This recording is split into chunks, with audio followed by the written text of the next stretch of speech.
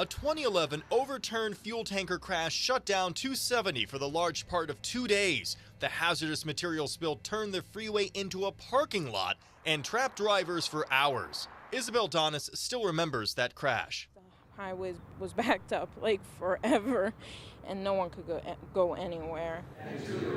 Columbus Councilmember Michelle Mills had drivers like Isabel in mind as she pushed up the fines for downtown toxic trucks to $1,000. She has children in child care. She's making ends meet.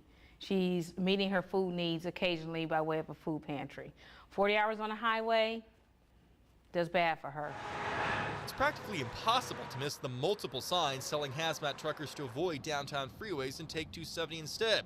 But 10 Investigates pulled every 2013 traffic ticket written by Columbus police. They cited 146 chemical loads filled with explosives and chemical compounds. That's just 1 year, and police believe the true number of downtown toxic trucks is much higher. This summer, hundreds in Sydney, Ohio were evacuated when a tanker truck carrying ammonia leaked on the freeway. It created a toxic cloud cutting through town. It was just steaming out, blowing out of the top like a valve. I could hear it hissing. Just take your breath away. Anhydrous ammonia is a common chemical, but far more dangerous chemical loads continue to pass through.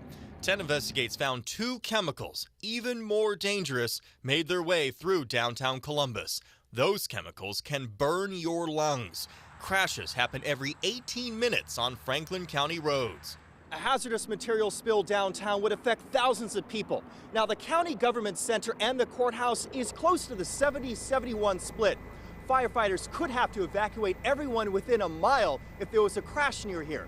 That would include the courthouse, several office towers, even the Ohio State House. Depending on which way the wind blows, the number of people ordered to evacuate or stay in place could grow exponentially. Multiple hospitals can find themselves in the evacuation zone or locked down. Police write tickets, drivers appear in court, and Franklin County Environmental Court Judge Daniel Hawkins talks tough. Technically, you can go to jail today. But 10 Investigates pulled all the 2013 toxic truck court appearances and discovered almost all offenders pled guilty and received no more than a $250 fine. Judge Hawkins defends his sentencing. Is it a hefty fine? I mean, I've been noticing anywhere from $160 to $250. That doesn't seem hefty.